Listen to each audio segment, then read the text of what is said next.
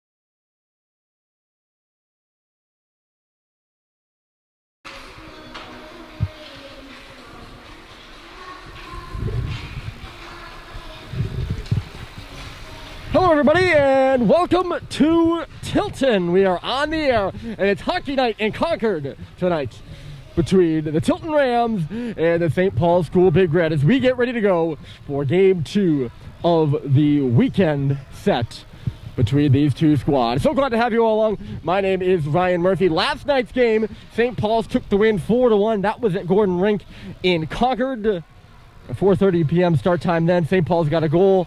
In each of the first 2 periods, they led 2-1 after 2. Fitz Frechette and Josh Halliday had the first 2 goals, and then they scored twice more in the third. Sam Seibel potted one on the power play, and then Jack Hepp finished it off with an empty netter. Cal Welch and Rocco Bryant split the win. Rocco stopped 19 of 19 down the stretch to shore things up for the Big Red. Cal will get the start today in goal for St. Paul's. The only goal scorer last night for Tilton was Ben Muthersbaugh. He stays hot. He's got 12 goals in 7 games so far this season. The goaltender tonight, after Gavin Kiley played the full game last night outside of the 1 minute that he was out of the net because the goal was empty, he stopped 31 of 34. Now it's Clement Labois that takes over. He's a junior out of Bonaventure, Quebec. He was at the Rother St. Netherwood School last year. He's only played in 1 game so far. He let in 5 goals and made 24 saves against Proctor. Tilton will be coming from left to right. They're wearing black with the gold and white striping. St. Paul's in their away whites. They'll be coming from right to left. So glad to have you along here on Hockey Night in Concord. And we're underway as Bryson Russell takes the puck back in his own end. He feeds Jack Hepp on the right side. Chopped at by Halliday. Coming through neutral territory there is Owen Sweet. Tilton will take possession for the first time, although Cooper Flinton's going to go into the corner for this puck, trying to dig it out there. It comes up the wall, and moving away with it is Sean Walsh for the Rams. He'll just dump it in. It goes off the blocker of Cal Welch over to the far side over there. First save of the game for Cal. He's going to have to make another one here. Pompaselli was in front, but the shot actually just goes high. Long feed up the right side, going in transition. St. Paul's, it's Flinton quickly with a shot. Rebound was there, and Owen Sweet had a shot right on. And Clement Labois makes his first save of the game, and a good one at that. Walsh will go cross corner, and it's Jake Sullivan there first. He whacks it up the right side. It's going to go through everybody and all the way down. I'm also, in case I drift out by accident, at least for the first period, I'm in charge of shots here, so I have an extra thing on my plate, and I apologize if I drifted in and out for that. Got a lot going on here as usual, especially on the road. It's Sullivan, the backhander. Never really went anywhere. Picking it up in the corner is Owen Stadheim. I have shots as 3-2 right now in my mind. Maybe you all can keep me fact-checked on that one. It's Ben Muthersbaugh who throws it down in below the goal. Going crashing in there is Johnny Hagan. St. Paul's works it up to the line, but not out. Turned back there by Piandez. He put it in the far quarter. Sullivan to his defensive partner, Cade Cox. And in the middle, nearly turned over. Stadheim under some duress, and he does lose it. It's Garrett Alberti who just sends it into the zone. 16-17 on the clock. No score between St. Paul's and Tilton. LeBeau out of his net to stop this puck. It's game 2 of the series. St. Paul's will move on to play Monday against Proctor. That'll be their last game of the year.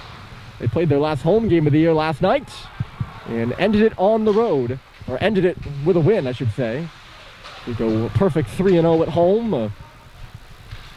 That game last night, by the way, also snapped a four-game winless drought against Tilton. Nice pass by Doherty. Here's Bussey in the middle. He scores! What a shot by Malcolm Bussey! Josh Halliday and Ryan Doherty with the feeders, and St. Paul's off to an early 1-0 lead.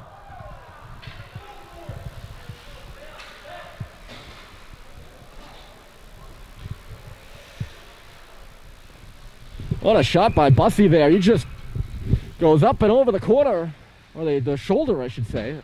He hit the corner, the top corner. Upon Clement Labois. Really good look at the blue line there by Mr. Ryan Doherty to find Josh Halliday, who wasted no hesitation moving the puck as well. And it was Bussey's from the outside of the circles. Here's a chance for Tilton in front now. They bat it up in the air, still loose in the crease. That should be a high stick. That was knocked down with a high stick, I think. Certainly very close. The puck was up in the air, and then it came down. No whistle. We play on, and I think St. Paul's has just gotten out of the danger. Tipped up by Walsh in the neutral zone. Here's Mick. He'll step back with it. Walsh keeping an eye on him. He's hit by Muthersbaugh there. They turn the puck over. Hagan now. Hagan in low. Muthersbaugh trying to find Walsh going to the front of the goal. The shot is stopped by Welch, and the net just comes off its moorings there. Welch was all backed in. Looks like Muthersbaugh out there with Hagan and Walsh, although Walsh is going off now. I didn't get the Tilton line combinations before the game, so I can't tell you if there are any changes. It does look like it's still Muthersbaugh, Hagan, and Piandez. That's the forward unit out there right now. I'll go and check if that was the unit last night, but I'm pretty sure it was. No changes on the St. Paul side. Colin Richard remains the only absentee for the Big Red. Fiorenza banks it off the boards. Going back for it here is Bryson Russell. And back at the goal now, Mick Frechette, or in the corner, I should say. He turned the puck over. He's trying to win it back now. Owen Sweet comes through. He takes a bump from Hagan. It's up the wall. Muthersbaugh now cutting in the middle. Ben Muthersbaugh had it drift away from him in front of the St. Paul's bench now. A drive. It got blocked aside, and it'll come out of the zone. Leafman steps back. Here's Hepp. He'll drift it up this left wing side. It got under the stick of Leafman. Halliday hopping all over. He finds the puck and backhands one right on. That was more dangerous probably than it should have been. Along the goal line now. Now it's Flinton. He shoots. Rebound there, and he tucked it wide. Two real good chances. St. Paul's getting to the inside here early. As Lebois looks like he's coughing up some rebounds. Those are a few dangerous ones. Here's Flinton on the wall with the puck, trying to peel off. He's trying to find Howard at the face-off circle. Could not. Jack Hepp gloving it down in front of the Tilton bench. JT again, a nice little move. He could break in here, trying to do just that. He'll just push it in behind the goal. Lebois stops it. Hepp is there, all tied up by Leithman. He's centered. Russell at the point. He holds and waits. Seibold now on the wall, drifts it across. That's the leading points getter for the St. Paul School squad. Both Sam Seibold and Owen Stadheim sharing the points lead with 8. Icing called here on the play. Sam had a goal last night. Owen, I believe, had an assist. Don't hold me to that. I'm going to try to double check myself. 2 assists for Owen. 1 goal for Sam Seibold. Face off to the right of Cal Welch here. 13-20 on the period. Still remaining. We're in the first between St. Paul's and Tilton here from the MacMorran Fieldhouse. Malcolm Bussey has the only goal. Here's Fitzfrechette in transition is Russell up the left side. He just thrusted one into the corner. Stepping back with his puck here is Connor Lally. Out to center for Cox. He goes off the glass. Stadheim a whack at it. Sullivan now crosses to the right side and dumps it into the corner. Bounces lively off those backboards there, nearly out in front of the goal. Just really to the bottoms of the circles. Walsh off the wall. Over the left side, and it's dumped in off the glove of, or the blocker, I should say. Pompicelli, that pass is just going to miss. And icing's going to be the call.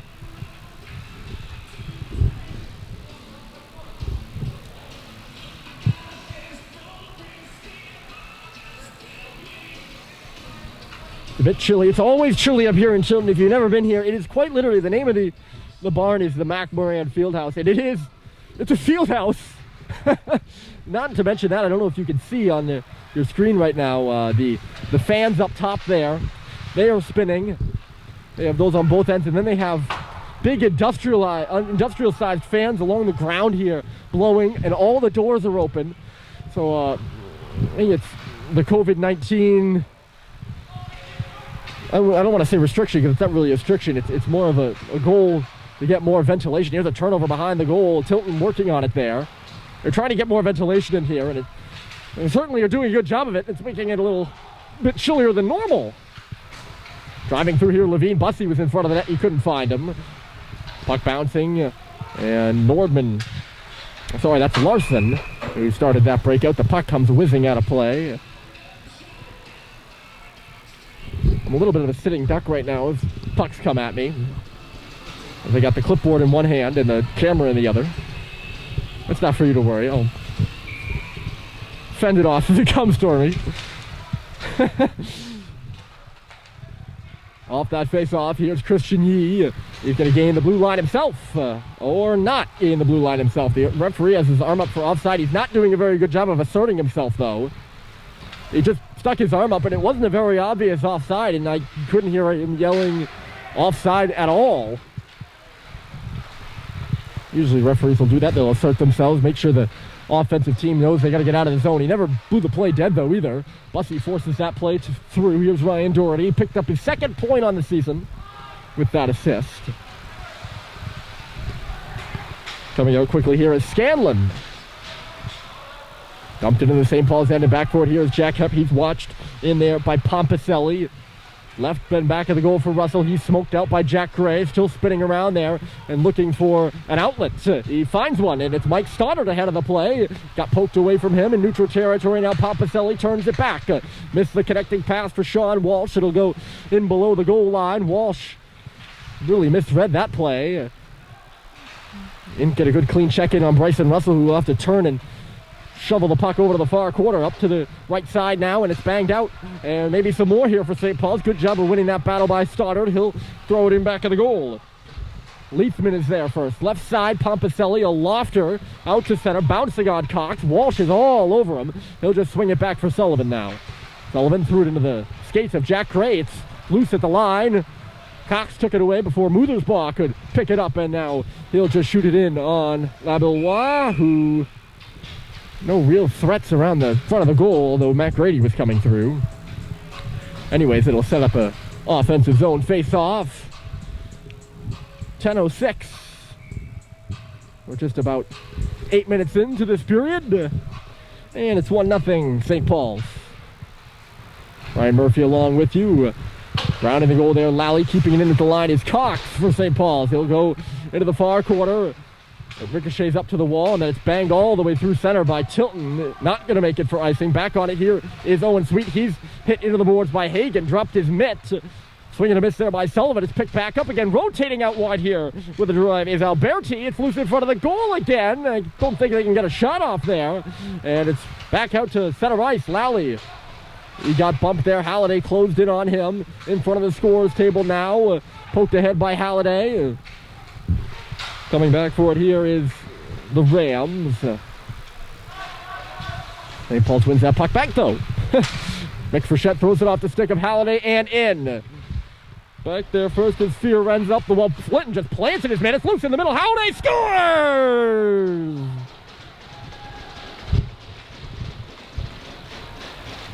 JT picks the corner, and it's 2-0 St. Paul's.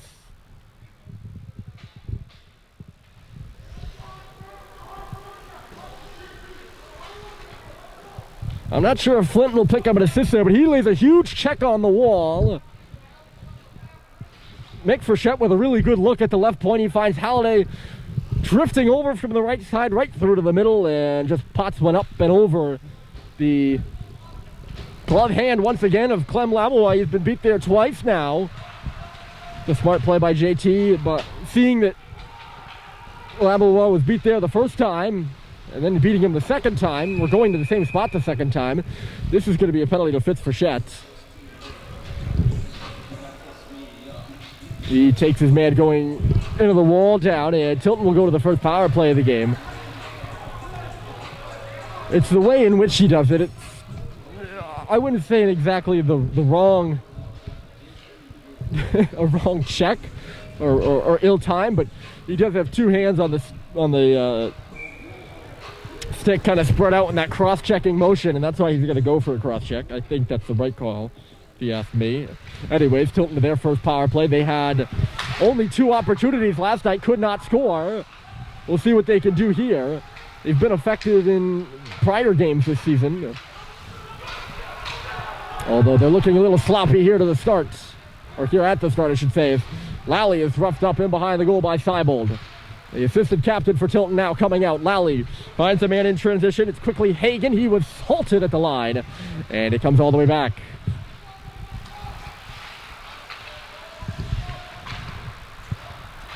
Pompicelli leading Sean Walsh on the right side.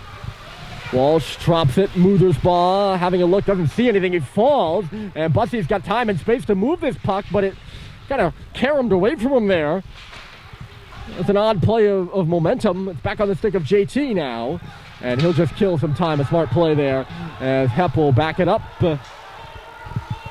Tilton making their changes. A minute left to go here in the power play for the Rams, and it's stretched up ice by St. Paul's. Left there by Halliday, and it's Malcolm Bussey coming through. The goal scorers for the Big Red so far. JT peeling back again. St. Paul's just playing puck possession right now. This is as good as you could draw it up. Backing up is Cox. He'll loft it down ice again, and again, JT is up there.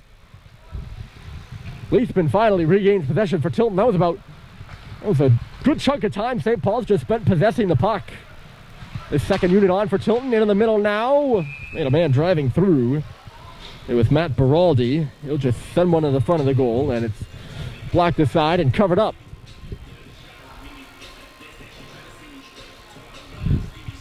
By Cal Welch. Cal made 11 saves. He got the start last night. Rocco Bryant came in relief. Cal was excellent. Rocco was excellent.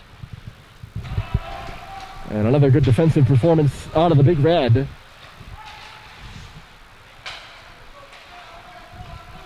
St. Paul's in their 5 games prior to this one. They're 5-0. They've only allowed 4 goals against at even strength, which is just about as many as they've allowed while on the penalty kill. So they've made things tough at 5-on-5 for teams. This one into the Tilton bench. And a stoppage with 6:53 on the clock here in period one. The goal scorers, JT Halliday and Malcolm Butsey for St. Paul's. So glad you've decided to join us here. An afternoon matinee from Tilton. This is the earliest game on the schedule for St. Paul's in terms of time. Which, not only in my old soul, I like the early games, but also I like to be able to watch the NHL in the evening, so get a little bit of everything. I'm excited about that. The shot from Flinton was blocked. Another one coming. Levine wired one, and it just went high of the goal. Mick now to the front. Kicked off a leg. Bounces back to the line. It's Christian Yee the drive, and I don't think that ever made it through either. 3 good shot blocks there from the Rams. They're getting in the way of pucks right now. Trailing 2-0. They're going to need to. This one bouncing on Christian Yee. Took an odd hop off the bottom yellow on the boards there. It's one back by Levine. He'll turn and send it out to center. And they're going to call Tilton for a penalty as it's touched up by Nordman in there at the line, incidentally. And a penalty now to Johnny Hagan.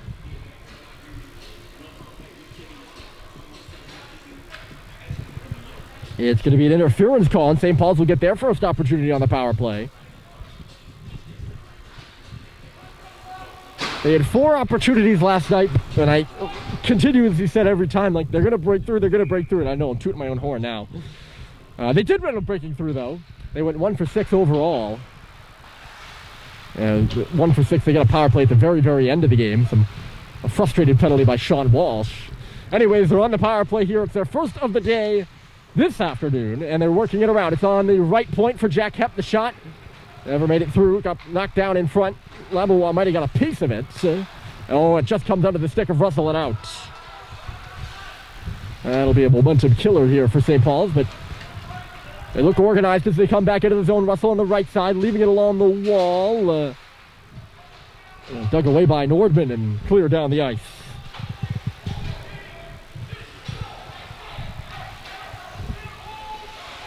St. Paul's making a wholesale change, and Sam Seibold getting the instruction from his head coach, Dan Murphy, to hold on to that puck. Now he'll come off the ice. And with time is Cox. There's a minute left to go in the power play for St. Paul's, and Cox is in. He stops as he hits a half wall. Well, never really stopped. He'll go through to the corner, actually. Brings it on around. It's in front of the Tilton bench now. Quickly across by Sullivan. A bad bounce off the boards, but it's held in. Here's Cox. He's got space out high. Sullivan rotating. Top of the circle, a shot. Stopped by Labois. They get the puck right back on the half wall, though, Sullivan will. Give and go with Sweet. He's got it again. Cox out high. Flinton moving, shooting from the circle. Bounce to... Who is that? Sweet, who sends it back in front. And nobody was home for St. Paul's. Clinton trying to pick the 5-hole for Clem Labois. Sweet finds Halliday rushing through. Backed up by Halliday and swung down the ice by Tilton.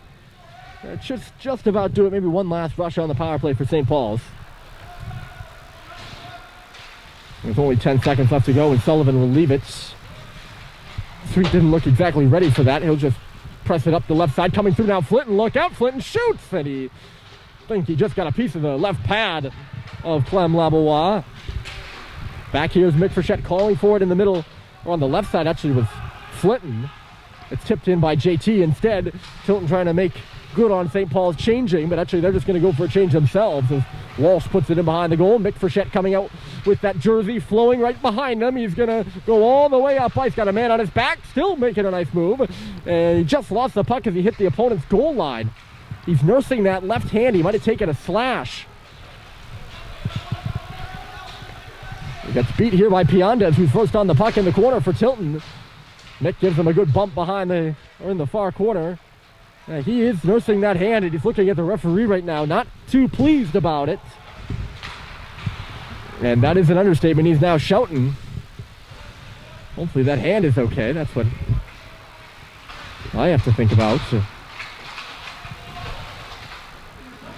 Displeasure at the no call may be, but you just hope he's okay. St. Paul's has had some injury difficulties this year. They've had players go out in pretty much every game but last night's, which was refreshing. Here's Josh. Swings it on across. That went off the stick of Malcolm Butsey. There, though, was Hepp. Into the corner now. Hepp goes down. He's all tangled up over there on the far side with Alberti. And there's going to be a penalty And who's it going to go to? Now it's getting rough as Josh hits somebody. I don't see how you could just give one penalty on this, I'll be honest with you folks. Hep must have done something late because it looks like he's going to go.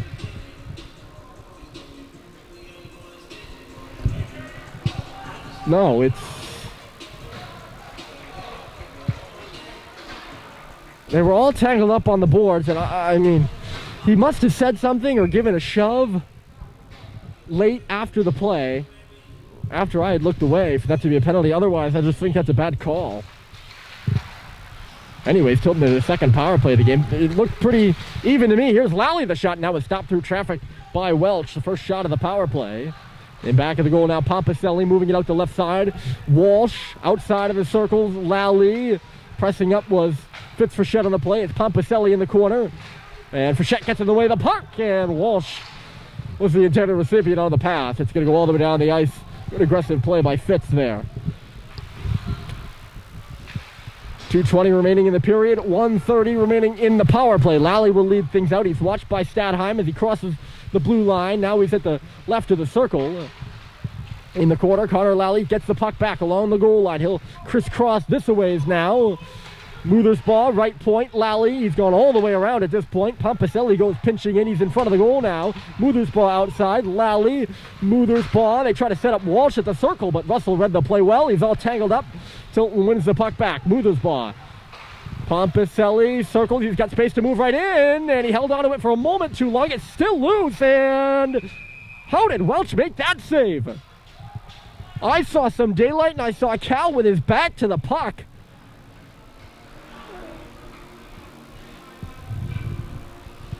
That was a funky looking play, folks. Puck stays out of the goal. Maybe the net came off its moorings. That might have been it. Maybe the puck was sitting in the crease. Maybe Welch didn't make the save and it was just sitting there, and then one of the Tilton players had to have knocked it off because the face-off is out in neutral territory now. In case you missed the earlier part of the period, JT Halliday and Malcolm Bussey have goals. Now JT hopping up on this play. He's hooked. No penalty. I think you all saw that. No further explanation needed. Tilton's right back into the zone. Bouncing puck there. Went between the legs of Leafman. He couldn't really handle it. They'll throw it on around the boards. It'll go all the way around the U. Now on the far side, Sullivan all tangled up with Alberti. Coming in there helping out is Matt Beraldi. It's a 3-on-2 in favor of Tilton. They still can't win the puck. Sullivan finds it behind the net. He swings away from Jack Gray. Up the wall but not out. Kicked out over there by Piandez. Piandez out high now. Gray. They rotated around. The shot coming. Ooh, it's just tipped high over the goal. This should do it for the power play. That was Leafman who took the shot. Now it goes out of play. So both teams 0 for 2 on the power play.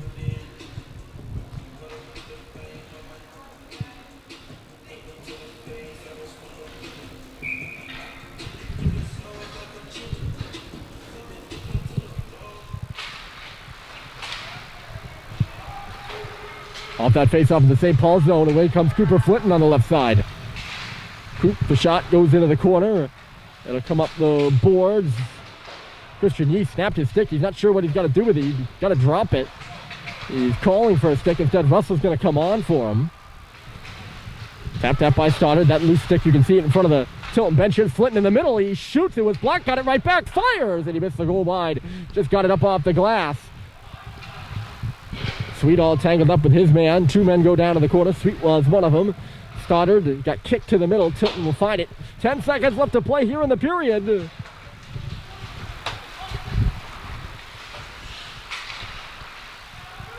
There's Mick in the corner. 4 seconds. They send it in front, and it's Stoddard. It was stopped short by Labelwan. That play came out of nowhere.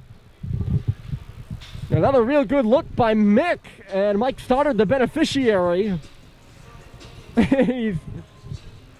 He's keeled over there with the oh-so-close feeling. And it was oh-so-close for Mike. Nearly 3-0. That chance came with 1.5 seconds left to go.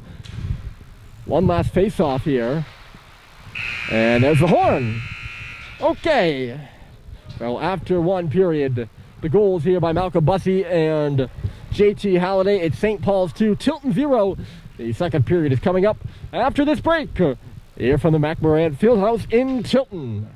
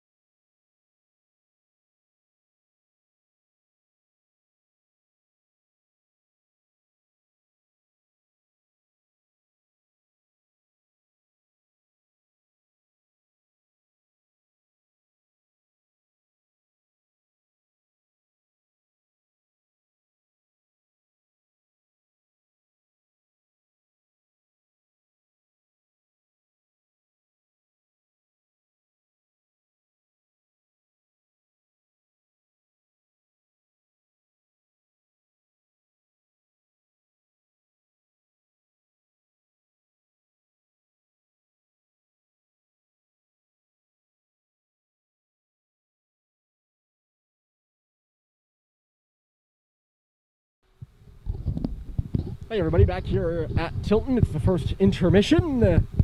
And St. Paul's 2, Tilton nothing after one period of play. JT Halliday and Malcolm Bussey have the goals for St. Paul's. My name's Ryan Murphy here with your out-of-town scoreboard on this Saturday, March the 5th. There were plenty of games last night. I'll get you caught up on last night's action. Millbrook beat Canterbury 4-1. Millbrook is 4-1 in their 5 games this season. Canterbury is 0-5. Nico Rexine had 3 points, and he's got 9 points total on the season to add to his 46 points in 31 games last year. That was Millbrook with a 4-1 win over Canterbury. Kent beat Avon, I should say. St. Paul's is playing here. Kent beat Avon 6-4. Connor Callahan took the loss between the pipes for Avon. Jeremy Siegel stopped 29 of 33 for Kent, and Max Resnick had 2 goals and an assist. New Hampton topped Holderness 5-2. New Hampton scored 3 goals in the third in that one. Proctor also scored 3 late goals. They beat Brewster 6-3. Salisbury beat Trinity Pauling 7-3. Salisbury with 7 different goal scorers in that game.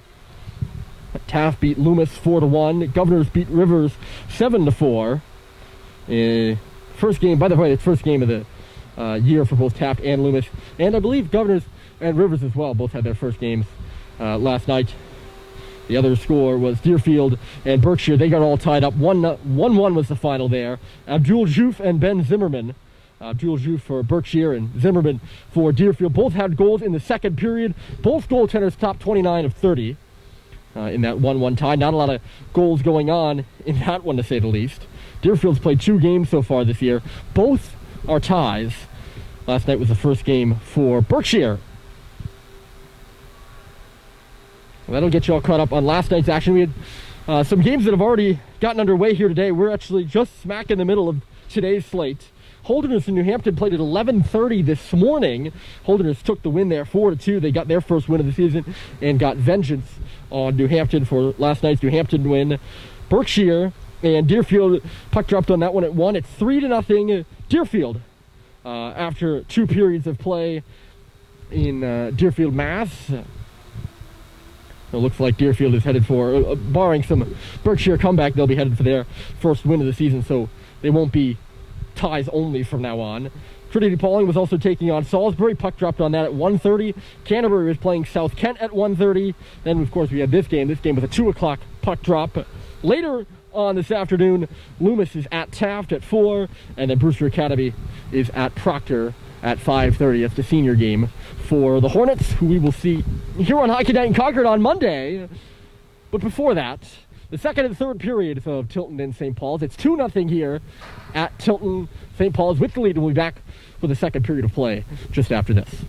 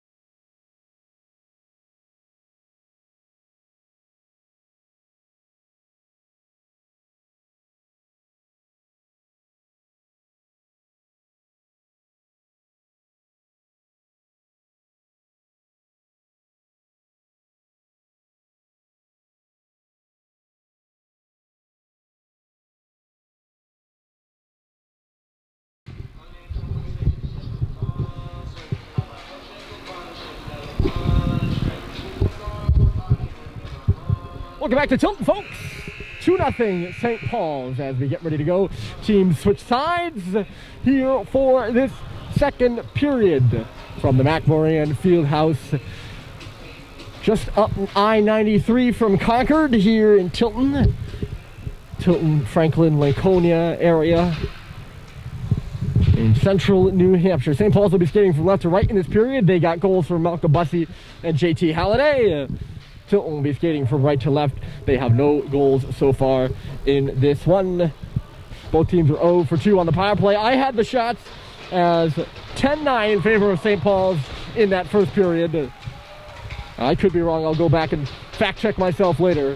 That would be 9 saves for Cal Welch and 8 saves for Clem Labois between the pipes for Tilton. As it's all tied up in front of the Tilton bench right now. Underway for period 2, held into the line by Hagen. Bryson Russell will step back with it and back of the goal. It gets caught there. Hagen takes a bump from Jack Hepp as the puck comes up the wall here. 3 Tilton bodies were on that wall. Holus bolus all at once as the puck goes up and out of play.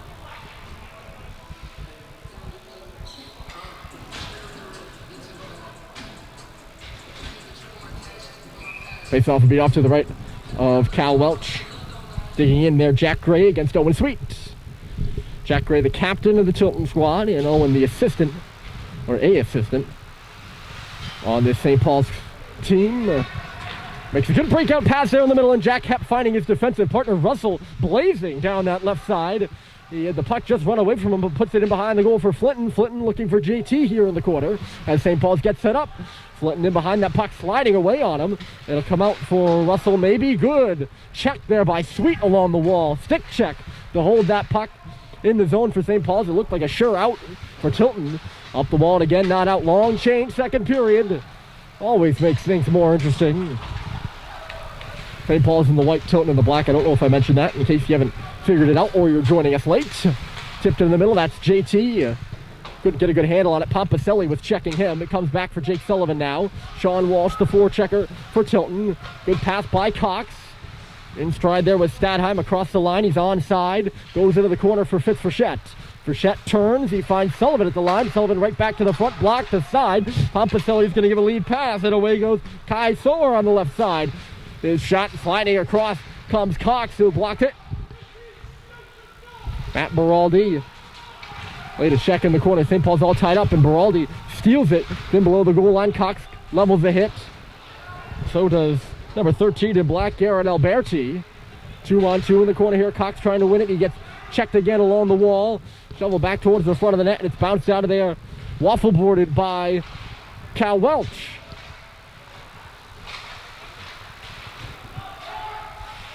Good pressure here from Tilton. They really don't have anything going, though, in terms of high-quality chances.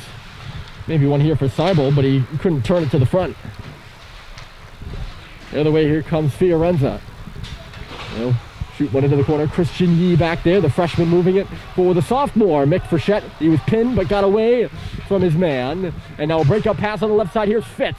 One man to beat. Fitz waiting for help. He finds Bussey in the middle. He's on his backhand. Shovels one right through. And a stop by Labo while the rebound was there for Mick. And he just swung and missed on the doorstep. The other way, here comes Hagen. He's watched by Mick Frechette on the outside. Drops it. Piandez. Big hit in behind the goal. Finishing his man was Mick. It's at the line here. And the referee again just... I'm all right. I think I mentioned in the first period, I wasn't impressed with this linesman's assertiveness. He looked like he was clamoring there for his whistle. He was way offside, and he was a few minutes, not a few minutes, but that's an exaggeration. A few seconds late on blowing that play dead. Lobbed in by Nordman and bounced away. Tilton on the forecheck here, but St. Paul's gets it out. Nordman gloves it.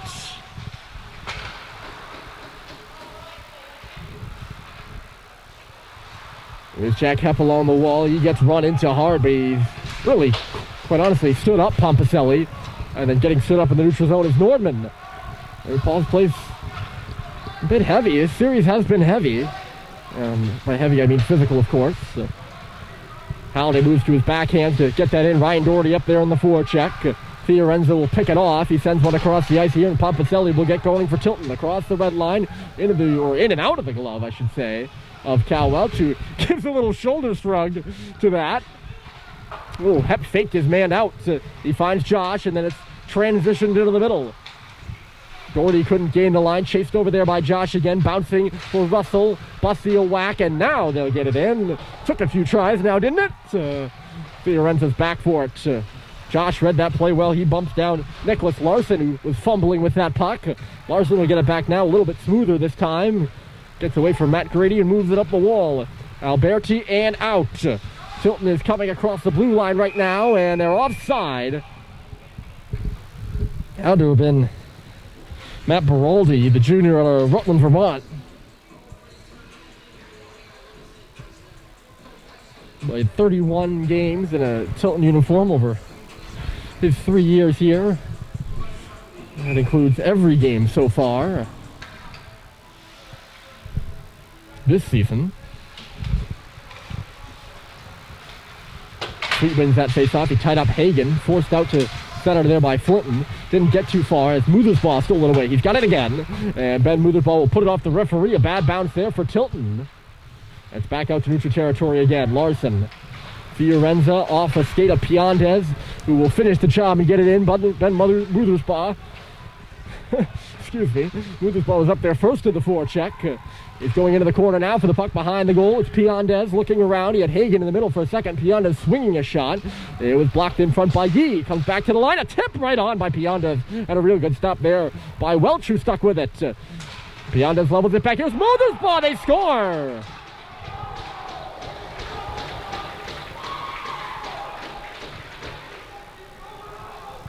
That was a very weird looking play.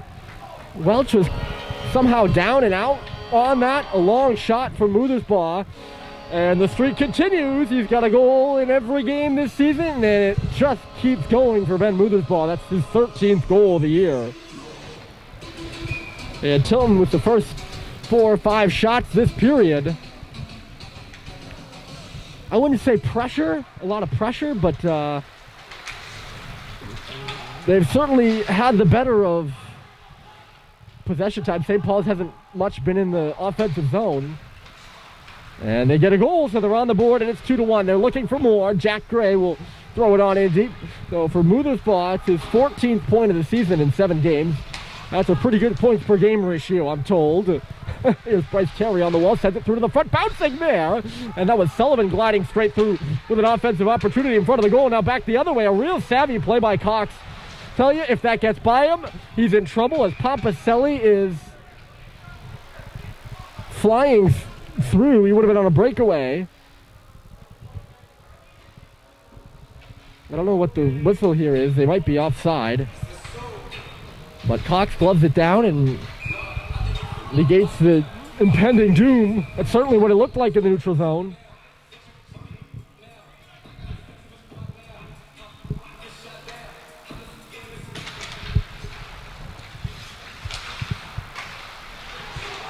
Oh, talking about savvy plays. There was one by Leithman. He'll send it to the front, and it's stopped by Welch. The 5th shot of the period to none by St. Paul's, and now the Rams are pressing. They were good early in the game. St. Paul's kind of took it over during the middle parts of the game last night. And then Tilton started to turn it on late. They started to turn it on here, down 2-0. Not much of a response from the Rams either after going down 2-0 in the first period, by my mark. But much of the play has been down to our left, I say, in both periods now. Now it's Tilton's turn to play to our left. Russell hanging on to that puck, Hep backing up a long pass. Sam Seibold standing and now moving through the neutral zone. The late trailer there's Frechette coming through on the right side. He'll just take a shot. It goes high and off the glass. Ricochets to his brother Mick, who sends it through to the front. And it was stopped by Clem Labois. Fitz now picking up the rebound. That's the first shot of the period by my count. 7 minutes in, or 6.5 more like it. Here's Russell. Good press here from St. Paul's now. Puck goes off the stick of Seibold. Now it's Stadheim recovering. He finds Mick. Mick stops and starts. Throws it from the left point. And Fitz was in front of the net again. And another stop by Clem Labois, getting aroused from the Tilton bench. And Pion doesn't clear the zone. He's taken down by Stadheim. This is not going to be icing. Tilton making changes. 10:54 remaining here in the second period. It's 2-1 in favor of the Big Red. Muthersbaugh recovers it. So after a shift in which they were in the offensive zone for the most time and they got a goal, that line of Muthersbaugh, Hagen, and Piandez were caught in the defensive zone. Now they're in the offensive zone. Muthersbaugh inside, outside, and a save is made by Welch. That puck went up and out of play. That went up off the mesh. This play should be dead right now. It's not going to matter as St. Paul's gets it out. I mean, maybe you all saw it. Where the glass ends, it's all netting. Good stop there by Cal Welch. Just pushed the puck to the wall. Good rebound control by him, too. This one loped in on him. He's going to keep it going. We're at a fast pace right now. It really picked up after that Tilton goal, and St. Paul's is going to be caught for icing here. So we get a stoppage. Just all again, it's coming off of the puck that should have been out of play. Maybe I'm going crazy. You all would have been able to see it. My camera should have been able to catch that. So if I'm going crazy, I apologize, but the way that puck came off of Cal Welch's stick, there's no way it stayed in play. That was a set face-off play looking for Pompaselli. They couldn't find him. Levine up there in the forecheck. And he gave a hard time to Connor Lally. Buried behind the play there is Christian Yee, and we have a penalty? Or icing? Tough icing call. I think they're going to call that against Yee, who got rid of the puck because he knew he was going to get buried, and then he did get buried. Tough.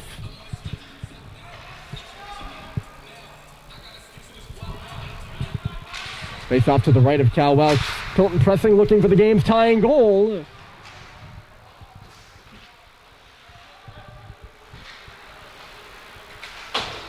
Mick Frechette out. Alex Levine there in neutral territory. He banged the puck by Andrew Nordman. Lally pulls it off the goal line, comes up to the wall. Sullivan looking for Josh on the far side. I think he was more just of a dump in. Is now in the corner. Bussy, a nice little move on the wall. He stays on his feet, rotating to the front. There is Josh. He sends it to him, and it just went off a stick and now comes out of the zone. Dangerous looking play, just never found the intended target. Chopped in by Alex Levine. Up there now is Malcolm Bussy. He's in the forecheck. Lally shutters off Josh Halliday, who's up in the forecheck. He'll lead the attack now. Here comes Lally. All the way in. Didn't like what he saw. Peels up, hit on the wall, and freed up by Cox. Moved by Sweet. And here's Sullivan.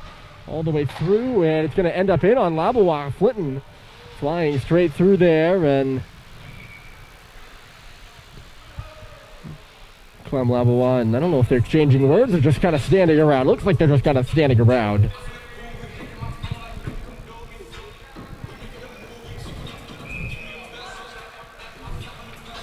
Face off will be to the left. Players standing ready with alacrity. It's Flinton off the draw with a shot, and it's stopped. Rebound was loose in front. Still dangerous. It's bouncing around at the circles. Comes back. Here's Sullivan for Cox. Strips it through, and they score! A quick flurry off the face-off, and I think it's going to be JT Halliday who gets his stick on that puck, and it's 3-1 St. Paul's.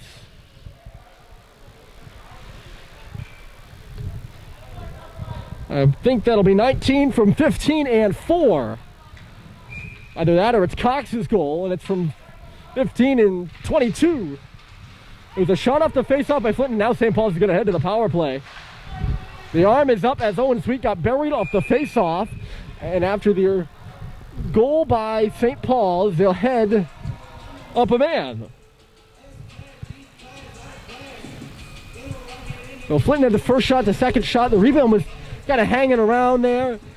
Instead of throwing it back in a third time, Flinton backs it up to, I think it was Sullivan at the line, and I think that was Flinton who did that. And then Sullivan, split-second decision-making. He moves it puck quickly to Cox, who also in a split second throws it through, so they keep the pace high. And catch Tilton looking a little shocked off that face-off. There's a stretch play for Muthersbaugh on a one-on-one now with Cox shorthanded. Muthersbaugh minded there by Cox, and he pushed the shot just wide of the goal.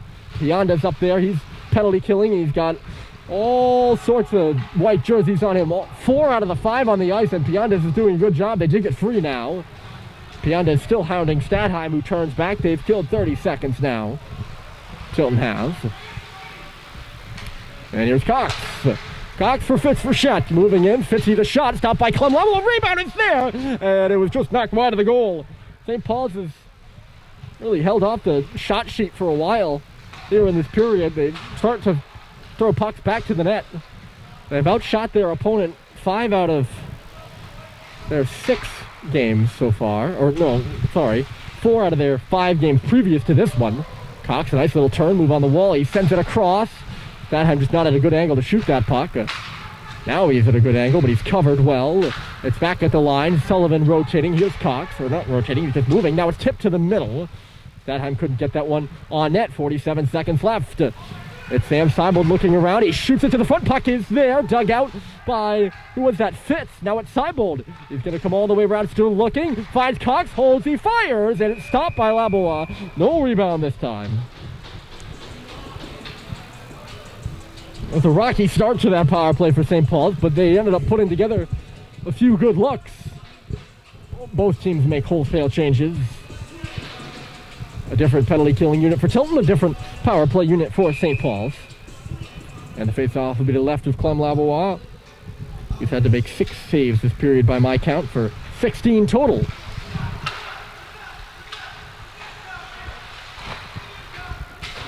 Face-off, St. Paul's controlling. Here's Russell at the line.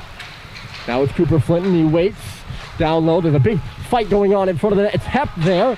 They tried to feed the puck to Flinton. It was blocked and then cleared. That was, who was that? Good stick by Nicholas Larson. A pass by Sweet Mac to stick out of his hands.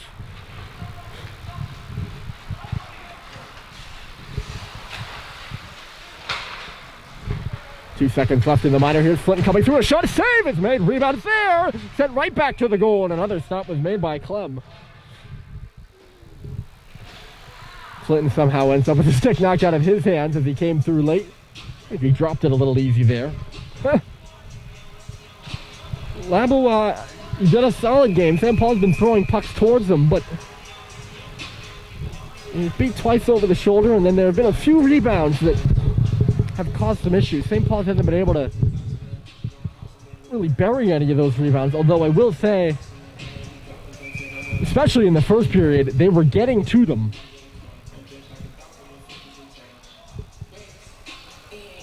We're having a conversation over at the St. Paul's bench right now. That's why we have a hold-up. 6:24 left in the second. St. Paul's has regained their 2-goal lead. It was 2-1 Tilton for a little while. Now it's 3-1. Or 2-1, sorry, 2-1 St. Paul's for a little while after Tilton had scored. That shot by Nordman just misses wide of the outreach stick of Piandas. Nordman taking this puck out wide. He fires one through to the front. It was stopped by Cal Welch. Rebound goes to the corner, and Hep moves it for Bryson Russell after a little bit of jousting there. Out to center. Halliday, I count him with that second goal, so he's got 2 of the 3 St. Paul's markers. This is going to be a penalty late as Cooper Flinton steps off, and then Piandes looks like he's ready to take on the whole St. Paul's bench. He gave a hard hack to Flinton's ankle afterwards. We'll see if he gets anything extra for that. Doesn't look like it. Flinton leveled that check well away from the play. I wasn't happy about something. I think he's taken some rough stuff. He looks a little frustrated over there. Cooper does. This is my 3rd season watching him really in depth, and I can kind of tell when he's looking frustrated. I'm not sure exactly why. If I did, I'd probably tell you, because that'd be good information to have. Alas, I don't. Anyways, Tilton to the power play. It's their first of the period. And their 3rd of the game. They're 0 for 2 so far. The puck is in the corner now for Pompaselli. He was watched by Cox, nothing more than that, and he coughed it up on his own. Cox busts through 2 men and then has a dribble right to Sam Seibold, who clears it down the ice. There's 5 minutes left to go in the period and 90 seconds remaining in the minor to Flinton. Not sure exactly what the call was. I'm assuming he was interference or roughing or something of that sort because the puck wasn't close. Here comes Muther's ball drifting to the middle, and a shot, I think, was blocked. Didn't look like it ever made its way to Cal Welch. Here's Connor Lally. His shot goes high off the glass. 2 men in front of the net for Tilton right now. They actually have 3, and 2 guys out high. The 3 forwards that are kind of in a 1-3-1 formation. We're all in front of the goal. They have 2 players in front of the net. The big guy there is Pompicelli fighting the shot. What a stop! He got that with the glove. I don't know how. I say what a stop. I don't know how he saw it. This one coming through, and Cal didn't see that one to the last moment either. And he makes the save and holds on. Almost like a windmill save, and Cal didn't catch it. But considering that he had 2 big bodies, the body of the St. Paul's defenseman, it might have been Cox or Sullivan, and then also Pompicelli, who is not a small guy, 6 foot 202, 6 foot and then 202 pounds. Chet couldn't carry the puck out of the zone himself. Then Bussey is tripped up, and that'll do it for the Tilton power play. As Malcolm Bussey draws the penalty. Yeah, Pompicelli, a big guy, and then that's a wall. Those players aren't windows. He can't see through them, and he got the glove up there and knocked it down. Impressive save, even though it came loose. It really doesn't matter. As long as you stop the puck, that's what I care about. I've heard that's the goalie's job. So we'll have some 4-on-4 action for the first time. It's Pianis who got the call for tripping.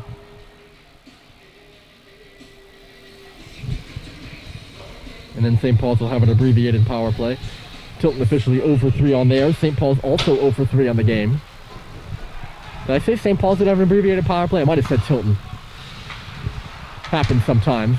Here's Bussey. He leaves it. Fitz for Chet coming through. He puts it right to the front as he hit the circle. Bussey creates that opportunity for Fitz, but that also means he's just a step behind. And couldn't join it and make it a 2-on-1. Malcolm will dig in for the face-off here. And he wins it. Hep moves it quickly after a moment's hesitation. Russell walking and couldn't find the front of the net there. Hagen will just tap it out of the zone. Tilton looks like they're going into penalty killing mode already. If Hagen, I don't know if he thinks he's on the penalty kill there. He just sends it all the way down the ice. It's icing.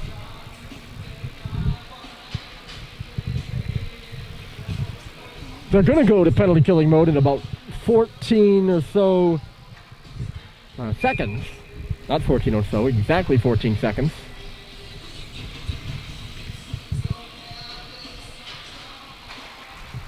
Sweet wins the face-off back to Jake Sullivan. And then Mick Frechette at the circles. That should, was tipped in the middle. Good tip by Halliday. I think he'd be looking for 3 there. It's only his 3rd game of the season. JT was out for the weekend series against New Hampton. Technically in the games played, I think it's his 4th, but he didn't play much of the 2nd game against Holderness, in which he was injured. Power play for St. Paul's for 1 minute and 15. Miscommunication between Sullivan and Flinton, and that's why Tilton was able to clear the puck. Not for very long outside the zone. Tilton trying to get a change in. Here's Halliday, just outside the blue line. They'll swing it on around. There to meet it was Leithman. Mick takes it on back. Flinton pulling off the wall, sweep behind the goal. They converge. The pass for Flinton just went off of his stick. It's in the corner now. Flinton has it hop away from him along the wall. He's roughed up, and Hagen gets the puck out. Here's Flinton. Look out. He's on the left side, stepping in. Flinton backs it up. He finds the man. It's Sweet. He scores! It's a power play goal, and Owen Sweet makes it 4-1 St. Paul's.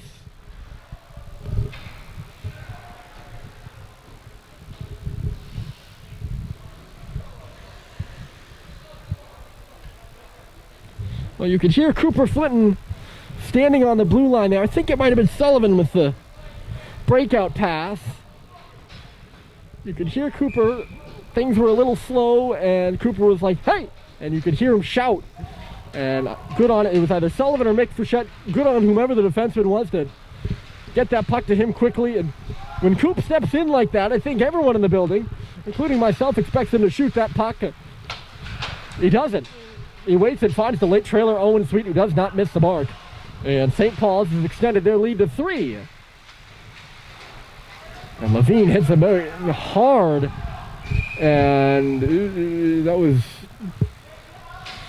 The Tilton player is down. That wasn't a pretty looking hit.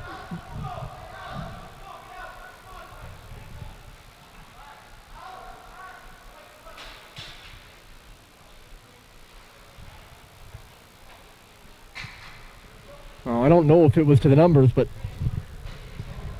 the Tilton player certainly had his shoulders facing us. I don't know on what angle he was to Levine, but obviously no matter what, you don't like to see a player down like this.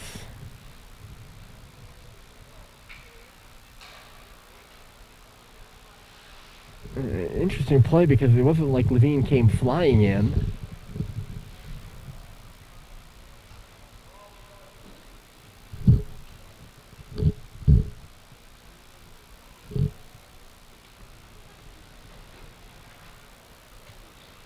I wasn't able to see who the Tilton player was either, though, but it looks like he's nursing his shoulder as he's now sitting up. I don't know if you all can see behind the athletic trainer who's out on the ice with him. That's Coach Brooks McQuaid, who has just come across the ice.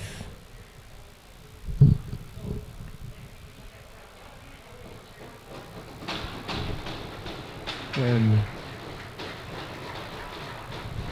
looks like it's Carter Harvey who's coming off, and he is nursing that shoulder, as you can see. And the Tilton bench giving him a stick salute. Some of the St. Paul's players doing so as well. And he'll go off directly to the locker room. Senior from Charlotte, Vermont, Carter is, and we certainly hope that he is going to be okay, and we wish him the best. I'll make note of it and see if he comes back to this game, but seeing the way he was holding that arm, I can't really speculate. I don't like to speculate when it comes to injuries. There was no penalty on the play. So we'll get back going again, and our thoughts are with Carter Harvey. Hopefully he's all right. Off the face-off at the Tilton end. And Piandes is coming through. You know, it'll be interesting to see if Tilton just has a little bit more fire in their belly now. They're trailing 4-1. They score! There you go.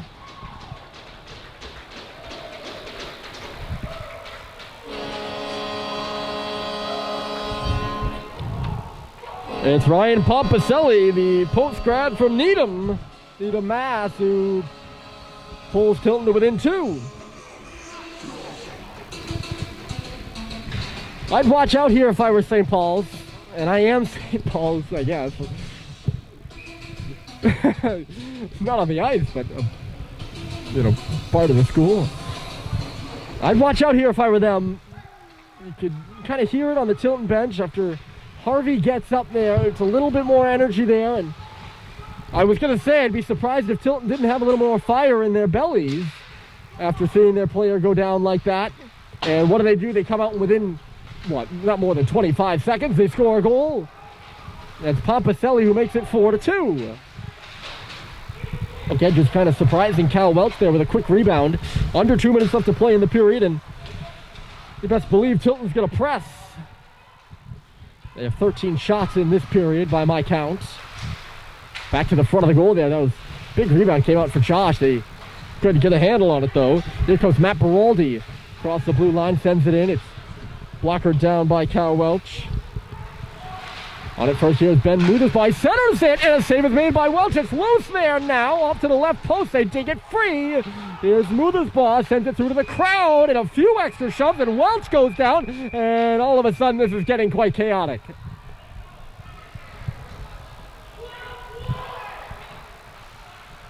Well, whoever it was, I think it might have been Kai Soar in front of the goal. He went a little too hard to the front, and that puck was pretty securely in the glove of Cal Welch.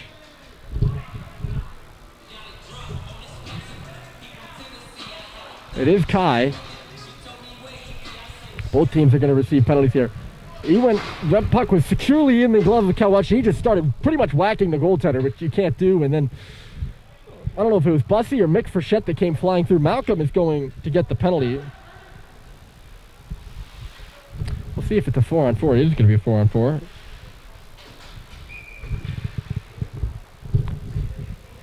So 10 SPS and 10 Tilton are both in the box. Kai Sowar gets the penalty. Malcolm Bussy does. I think Mick Frechette might have gotten away with coming flying through there and taking out Sowar, who was whacking away at Welch. And then Welch, as he goes down, he gives a slash to one of the Tilton players. He's actually gotten a penalty before, I think, this season. Well, with under a minute left to play, here's a chance for St. Paul. They work it in front. Not helping out his goaltender there was Nordman as he caromed right into him. Or careened, more likely. Not a carom, but a careening motion. If there's much of a difference. I think there is. In my mind, there is. Anyways. We can get into that at some other time if you're really curious about that. Pass from Cox goes to Seibold. Left side. He takes a look. He's out there with Owen Stadheim. Jake Sullivan, the other player, on the ice. And here's Cox leaning in. Stadheim! And a great stop by Labois. He gets over there. And he gets a big round of applause from the Tilton bench. Early round of sticks from the Tilton bench. That's what they do. They tap their sticks. I'm sure you heard it. Stadheim just a little bit too low on that one-timer. We saw Frechette score a goal like that last night on a one-timer, but it's just a little closer to the middle of the ice. I think if Owen's got a foot to his left there,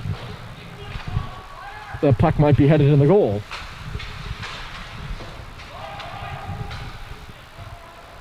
And a scoring explosion here in this period. Hep is run down on the wall there. This goes high off the stick of Muthersbaugh, and it's touched up by Leithman. Again, none of the referees put their... I think they're supposed to put their arm up when that's a high stick. None of them did that. I think I've harped on them a lot in this game, just a little thing, and that's just me being me. I have nothing against them. I think I might have missed the call on Levine there. I'll have to go back and look at it. I don't want to condemn Alex before seeing it. Maybe we get a little more chatting here. Certainly primed to be an intense period in the third, and Tilton has come all the way down to meet their goaltender after the period, and to me that's just looking for trouble considering that their locker room is on the other side of the ice.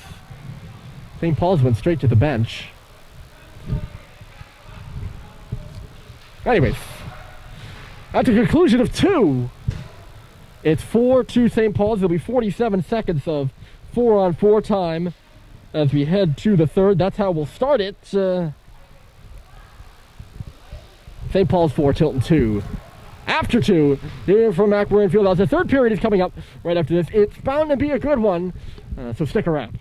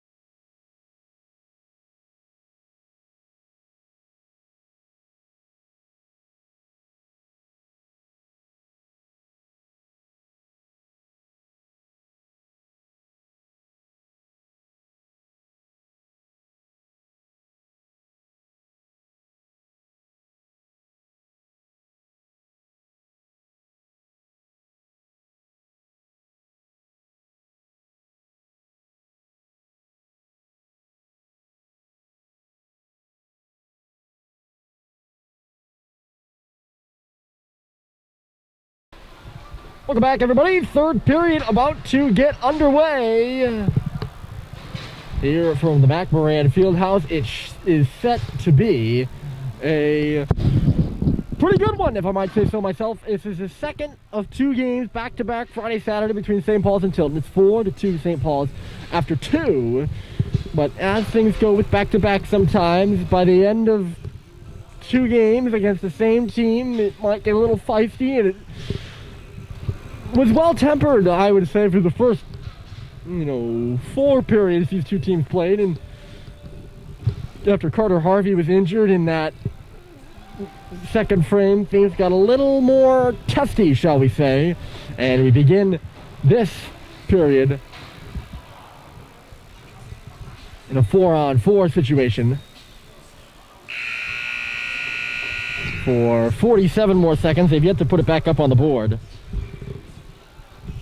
The goals for St. Paul's, JT Halliday has 2, Malcolm Bussey has 1, and so does Owen Sweets. It's now Dylan Biggs serving the penalty in the box for St. Paul's, so unless they've done a swap or something like that, the penalty had to have been assessed to Cal Welch, the goaltender. And it was just Bussey that went to the box. That would be interesting. There was a whole pile up in front of him in that second period that ended up getting a little out of hand, but not anything too heinous, as we welcome you back here for the third underway. It's stolen away by Flinton. He's going to give it a go, but he falls. Lally had some issues at the line. He couldn't really stay on his feet, and then Flinton took a big digger at center. Jack Gray will move in on the right side. So Tilton needs 2. They trail 4-2. They lost last night's game by a 4-1 final. St. Paul's added an empty netter late. It was really a 3-1 with an empty net. The stretch pass from Hepp is just too far ahead of Flinton, but icing is waved off, and back on it here is Nicholas Larson. We're back to 5-on-5 as both players step out of the box. And into the corner it goes. Jake Sullivan is there first. He's moved in by Muthersbaugh. Moved around by Muthersbaugh. Speaking of Muthersbaugh, that pass intended for him, but it just comes out of the zone, and stepping back with it is Fiorenza. For Larson, and then right on back, they go D to D. Sam Seibold will send it back in. And just to that point about things getting testy, I think, hold on, that, and it's sounded foot off the bar by Owen Stadheim. And that was about as loud a ringer as it'll get. And Coach Brooks McQuaid, after giving up, that was a pretty blatant opportunity in the middle there. Stadheim just hanging out. And he very quick to get that group of 5 off the ice. He's like, let's go. And a shot by Sullivan off the draw, and Waugh kicks that one right up into his hand and holds on. But yeah, just to that point, I think at the end of 2 games back-to-back, we haven't seen much of it in the previous 2 series, but teams can get a little truculent, so shall we say, when they play each other back-to-back. I think both these teams are good sports in my mind, but it's been feisty. They're close games, intense games, so anyways, just a point to add. Nice pass by Seibold. Here comes Fitzfrechette across the line. He'll have a dribble away from him and into the corner. He's roughed up in there by Nordman. Those 2 getting each other up high, actually. Lally coming through. His pass misses Alberti, who's the intended target. It goes into the corner. Alberti lays a bump on Bryson Russell. It comes on around. So actually, Malcolm Bussey is actually standing. Hold on. A breakaway for Fitz, but he's offside. Probably why he had a breakaway in the first place.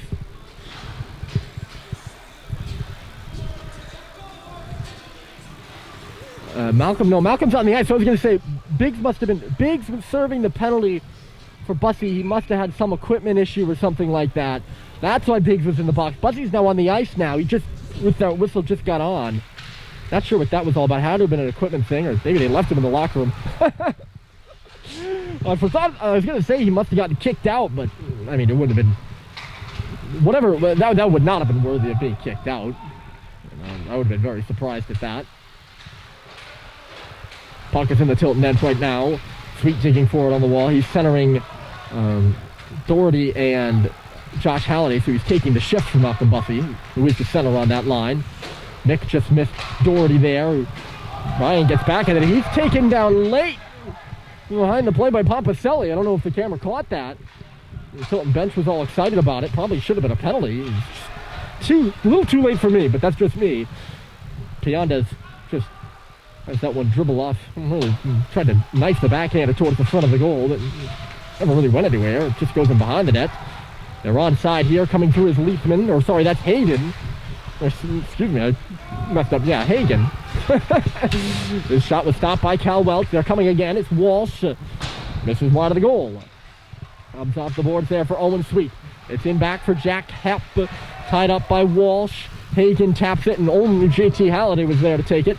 And he'll make the move out to center. Stops as he comes in across the line. Fires it across for Flinton. And it just bounced away from him.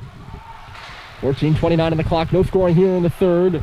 Teams traded 2 goals each in the second. And it's the 2 goals by St. Paul's in the first that are the difference. And Tilton is going back to the power play here as Cox, who's the team's penalty minutes leader.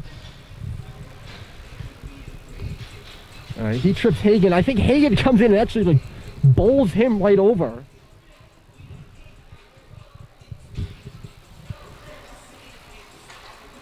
And while Cox is down, either Hagen steps on his stick, obviously it's in my blind spot as it is yours, or Cage just reaches his stick out there and trips him. It's a penalty to Cox either way. This should be Cade's 11th and 12th penalty minutes on the season.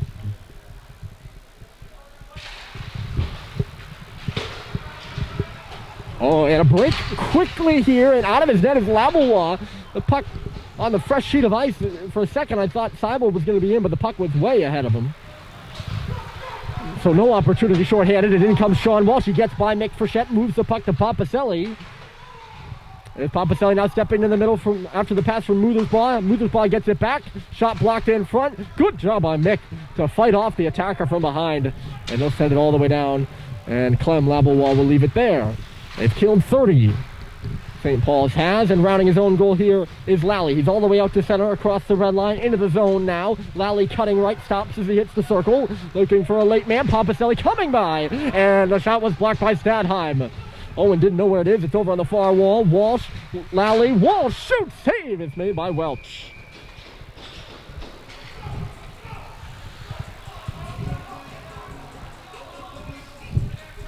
.107 left in the minor penalties. St. Paul's penalty kill, not so great at the start of the first 4 games. They only had to kill 2 last night. And they killed both of them. They've killed all of Tilton's 3 tonight. Or 3 power plays tonight. St. Paul's looking short-handed here. It's Malcolm Bussey coming by. He shoots. Oh, I saw the net go. And the puck went way wide. I saw the net move and I was like, whoa. Because there was a little bit of room inside the blocker arm, and Bussey looked like he was going to go short side. I was putting 2 and 2 together. I read the play too early. Apologies if I made your heart jump there. I made my heart jump too. If it's any consolation, straight through to the front. And it stops the side by Welch and sent all the way down the ice by Malcolm Bussey. Oh, and there's a steal. Halliday in the middle trying to tap it off for Sweet. It ends up in under the mitt of Clem Labois, and he'll just hold on. And there's a little extracurricular activity going on in the corner. Nothing much to see, though. They're going to separate now. So the point about the power play thing, though, the Lakes Region team, in my opinion, Lakes Region games often have a lot of penalties, and the Lakes Region teams usually have pretty good power plays, because if there's a lot of penalties in the game and you're not a good power play team, you're going to have a hard time winning that game, even if you're up a man a lot, because you can't score on the power play. So a lot of these Lakes Region teams have good power plays, and St. Paul's is, especially in the weekend series against Holderness. There's always a lot of penalties in the Holderness games, but again, a lot of penalties there, and Holderness scored most of their goals on the power play. I think there's a good deflection onto the stick of Levine, and a real lucky bounce there off the middle, and a real good save by Clem Labois. That puck goes off a Tilton leg in the slot and goes right to Alex Levine, who was flying in and trying to tuck it upstairs, where St. Paul's has scored twice tonight, I might remind you. And Clem looks like he's gotten the glove. The glove side didn't look so great in the start of the game. He looks like he's gotten a little more under control, shall we say. Puck's in the corner there. Tilton wins it out. Norman coming over this way. He's all tied up and he takes down. Who was that? I think that was Levine again.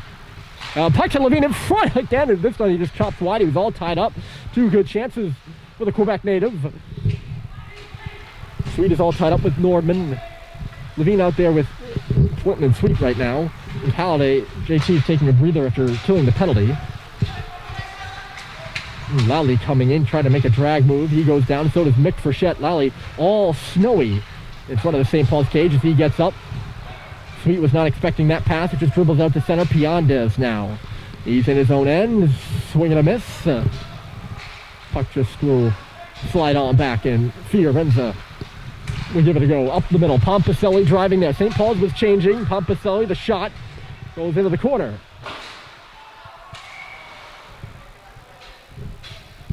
The puck just came out of the zone, so it's offside. The shots after two, I failed to mention. It was.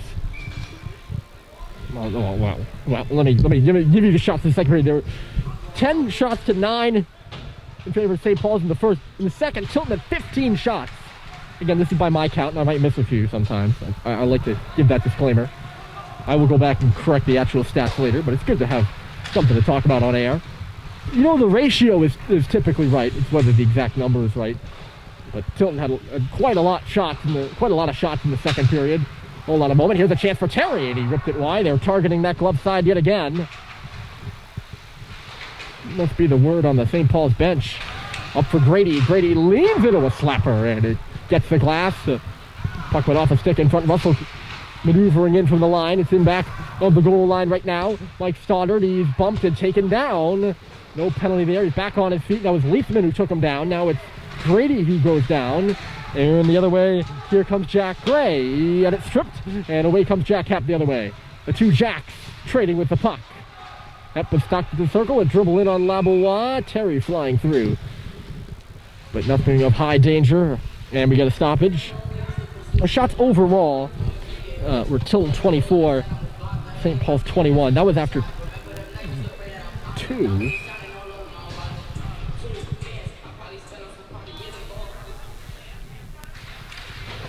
Face off in the Tilton end. St. Paul's gets the puck. Here's Cox moving in. He throws it right up and into the gear of Clem Labois.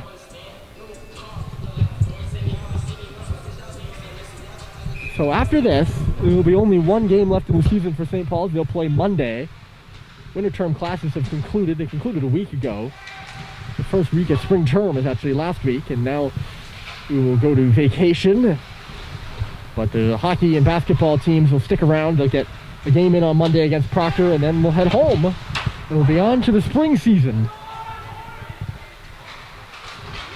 That'll be the 7th game of the season for St. Paul's in their final against Proctor. Tilton, I believe, will have 2 or 3 after that. And taken down is Sullivan. He's getting up right now, incensed, looking around, confused, and I'm right there with him. I don't know why that's not a penalty. At the side of the goal for Statheim. Good feed by Fitz Frechette. He took a hit to make the play. And a nice save was made by Labois. He's looked a lot better here in the later goings. And he did earlier in the game. I don't want to make it out that he was bad. Statheim shot by Lally. He didn't really like that. That was in the corner. Might have been in your blind spot.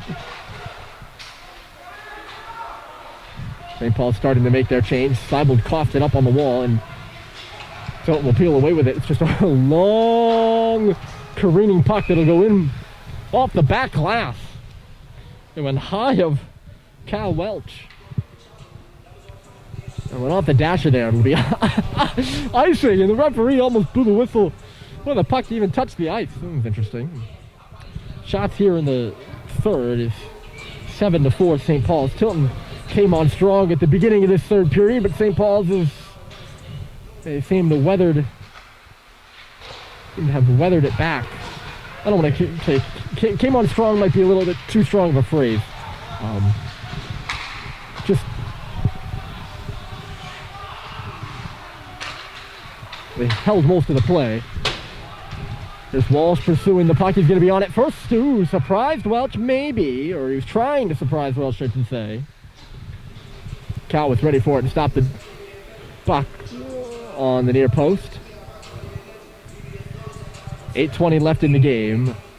The Rams finding themselves yet again in a situation where they're down 2 goals. The third period is not yet waning. Here's a shot off the face-off by Muthersbaugh, and seeing it through traffic there is Cal Welch. No, I wouldn't say that the third period is waning yet, but we're about to hit the last 8 minutes. We've passed the halfway mark of the third period, put it that way. About to hit the last 8 minutes, or in the last 8 minutes of the period, and of the hockey game, and of the series between St. Paul's and Tilton. St. Paul's snapped a 4-game losing streak to the Rams last night. Cox is hit hard by Sean Walsh. Good turn by Russell that poked away from him, though, at the last minute. It's centered for Muthersbaugh. That's the guy you want to see in that area, and the puck just got away from him. 2 shots came in on Welch. He made both the save. Tilton beginning a bit of a press right now, maybe. Tilton starting their change, so maybe a little bit of time here for Russell. He looks off Muthersbaugh, who has to peel back. Piandes now giving him the stare down. Piandes all tied up with Welch there. And now Piandes smokes out Russell, and he forces a turnover, and Gray and Pompaselli couldn't communicate. Pompaselli was ready to lean into a slapper, and Gray got his stick there because he actually had the puck to begin with. It's behind the St. Paul's net right now. Cox will find it, coming into the near corner, and hello. That's going to go up and out of play. And thankful for these nice little Raptors, or else that would have gone off the wall and hit me. I'm used to the whole low glass thing. The low glass here really isn't that low. I'm used to the whole pucks flying at me, though. The glass at St. Paul's is very low.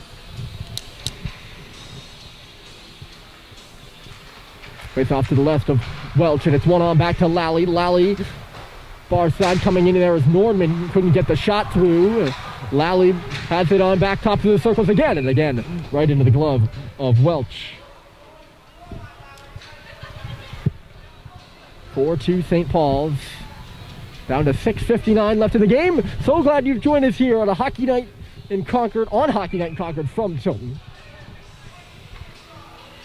The St. Paul's and Tilton girls squads warming up. They will play after this. I believe 4 p.m. is the start time for that one. It probably won't start till more like 4:30. If you're looking to catch that, you can go over to the Tilton Lambs live streaming page or to the St. Paul's website. They should have the link as well. Piandes all tangled up and taken down by Terry. And Piandes actually has his helmet come off. It's going to be a penalty to Bryce. Just couldn't get that stick free, and yeah, that's... Here's what they're going to call it. They're going to call it a high stick.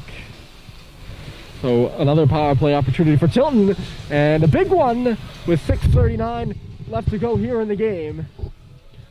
And they trail by 2 if they can get one now. They'd have at very least 4.5 minutes left. And it'd be a 1-goal game all of a sudden. So we can see, and we shall see, they've yet to score here in the game. I said the same thing about St. Paul's last night, but you might think they're going to break out at some point. They haven't scored the series either, and they score! It's Connor Lally. And it's 4-3.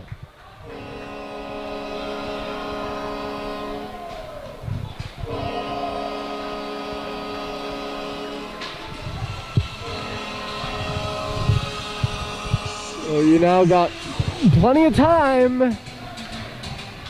4-3 with 6:27 left on the clock. As Lally just takes it at the top of the key and rips it. Lots of traffic in front of it. There wasn't really anything going on out on the wings. Everything was in front, and the puck made it through. And through to the back of the nets. Well, to do this face-off at center again. And Flint gesturing to Piandez that maybe you all saw it, that he has to be on the legal side of the red line. So Tilton has once again narrowed the lead back to 1. They had it within at 2-1. St. Paul's actually had it at 4-1 at one point, I think. Yeah, they did. But Tilton has worked their way back into this game slowly but surely, and now we got 6 minutes left. It's 1-goal hockey game. It's been intense. It's been feisty.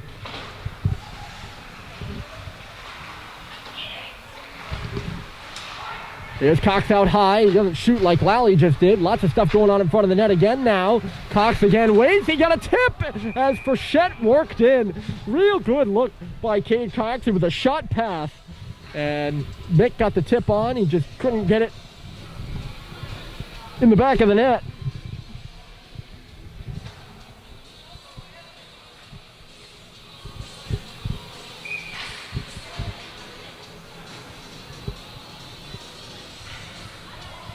Face off to the right now. I mentioned St. Paul's had the shot lead. Tilton worked their way back in that column now. Now they're a lead in the third here alone. And also in the game, I should say. That puck jumps over the stick of JT in the corner. Ben Muthersbaugh is the guy you'll be looking at. You're looking for goal scoring for Tilton. He's got, what did I say, 13 goals. And here he comes, Muthersbaugh. The hot hand leaves it. Wall shoots, and a save is made by Cal. Flint will pick it off the wall. The long stretch pass. Here's JT out at center, waiting for some help. JT Howley, the shot, and he rings it high up off the glass. That'll start the Tilton breakout. Muthersbaugh will step back with it, actually, and settle things down. We're about to hit the 5-minute mark here in the third, and things are about to get real intense. Left in the zone by Leithman at the line. Muthersbaugh, he plays out high a lot, and he drifts this one to the front. He plays that area on the power play. He plays the flank on the power play, and it's a very, like, he's usually out way beyond the tops of the circles, kind of feigning as a defenseman, but he's not a defenseman. The big kid, Ben Muthersbaugh, is 6'2", 180. He's not got a bad set of hands either. We saw that last night. Officially under 5 to play. Off the glass, knocked down by the goal scorer, Connor Lally. He's made it close. A power play goal. Tilton finally takes advantage, and they're going to call this a penalty. Or are they calling it offside? They're pointing to the dot. I'm not sure what that means. I think the Tilton bench thought they were going to get a power play. They started to cheer.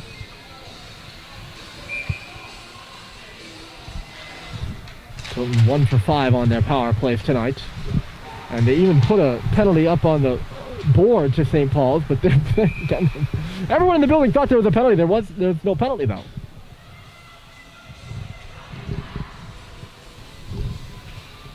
It certainly looked like a play where there could have been a penalty here in our blind spot. I didn't really see whether there was a Tilton player that went down. The St. Paul's player that was standing near him.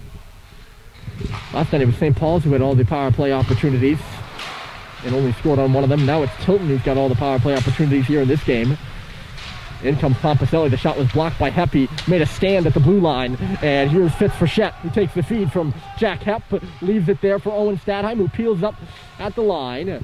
He'll cycle it back in low. Now goes to the middle. He takes the pass and shoots. And a save is made by Labois, who has only looked better and better as this game has gone on. He's playing rock solid right now between the pipes. Good pass by Sam Seibold there. You can kind of see that play developing. Those two have developed some chemistry, Stadheim and Seibold. And Frechette.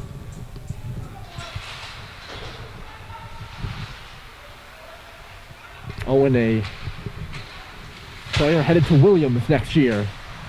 This will be a hand pass. Unlucky for Ryan Doherty. Jake Sullivan gloved it down right into him. He didn't have a choice whether he was going to touch the puck or not. It went off of him.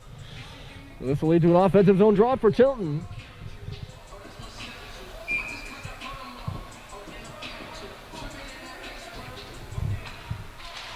Walsh dug in, but Owen Sweet won the draw rather cleanly into the corner. Sweet now, look out, he gets rocked and then given an extra shove. I'm not a huge fan of that extra shove by Johnny Hagan. He's already taken Sweet out of the play and then make sure he goes down planted. Sweet gives a little bit of a bump to Mudersbaugh. Comes for Walsh on the right side to Mudersbaugh in the middle. Here's Johnny Hagan now. They have Walsh and Mudersbaugh united on a line, and it's centered in front for somebody. No Tilton player was able to pick it up. Swung in by Mudersbaugh, up off the glass. We're about to hit 3:20 left to play. Flying off the bench is Kai Sowar. He loses his stick as he goes in there on the half wall. Works its way up to the St. Paul's bench. Strong on his stick is Halliday. He'll crisscross one, and Cooper Flinton will gain the red line and loft it in. Behind his net, Nordman there. He hits Halliday before Halliday gets to the puck. I think I really am not usually nitpicky about the refereeing. I'm being nitpicky tonight because they've been involved in the game, and that was close to interference. I think if Halliday goes down there, that's a call, but he can't sell the call, so I'm not endorsing that whatsoever.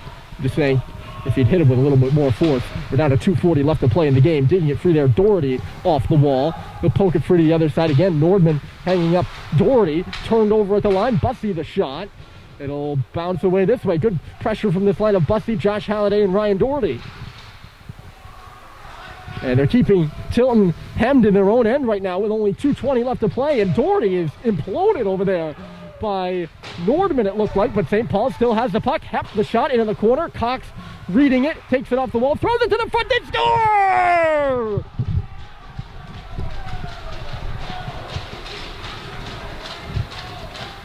Not sure who will get the piece of it, and they're trying to figure it out themselves, but Kate Cox will lead the line, and a huge goal with 2:12 left to go puts St. Paul's ahead by 2. And I'll tell you what, folks, that's just a really good shift out of the line of Doherty, Bussey, and Josh Halliday. They have Tilton in their own end, which is not where you want to be when you're losing by a goal. And they keep Tilton hemmed in, work the puck around, and Cox finds some space on the left side to thread that one by Clem Labelois, and St. Paul's with a bit of breathing room again. It's 5-3. If it is Cox's, I think it's his first goal of the season. Fatham couldn't clear that puck. Mudersbaugh will just swing it wide. Crunch there is Seibel. We're down to 99 seconds. The goal is empty for Tilton. Ooh, and Piondas really had a chance with an empty net. There, he gets it back again, throws it to the front, and a save is made by Welch.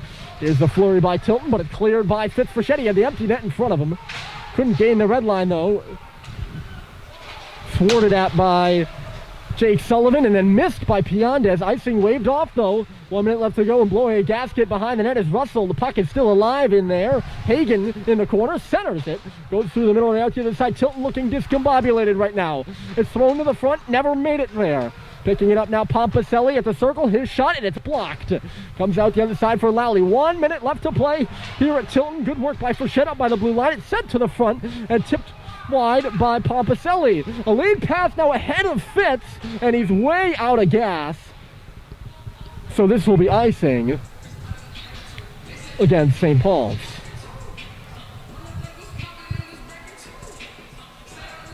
The goal by Cox, a big one. Oh, is it ever? Tilton was beginning to press, and they'd made it a 1-goal game. Not sure who's going to take their timeout here, but I would imagine that's actually a good question. I don't know who's taking this timeout. You would think that it would be Tilton taking the timeout, but based off of the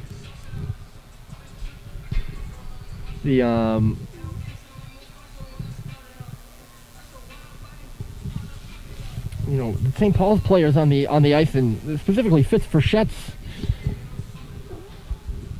I don't want to say reaction, but the way he was moving out there, headed for that loose puck, he looked tired. So this could be St. Paul's timeout as well. Either way, I think it's a worthy one for either team because St. Paul's gets a rest. And Tilton gets to draw up a play.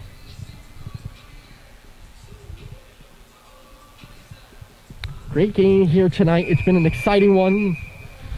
JT Holiday has 2 goals. Malcolm Bussey has a goal. Cade Cox has a goal. These aren't in order. Owen Sweet has a goal. Those are the goal scorers for St. Paul's.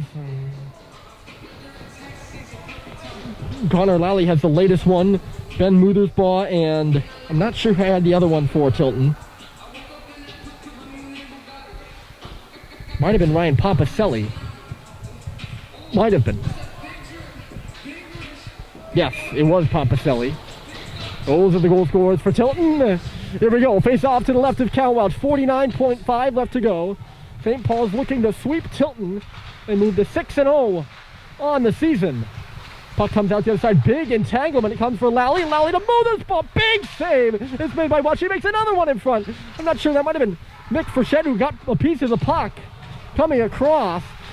I'm going to give the save to Cal, though. It's a big bomb by Ben Muthersbaugh, and he's the one that has earned him a few goals so far. Just a few. Hagen's going to draw a penalty here coming through, and Tilton will go to the power play. There with 20.1 left to go. They need 2 goals, and Alex Levine is going to head to the box.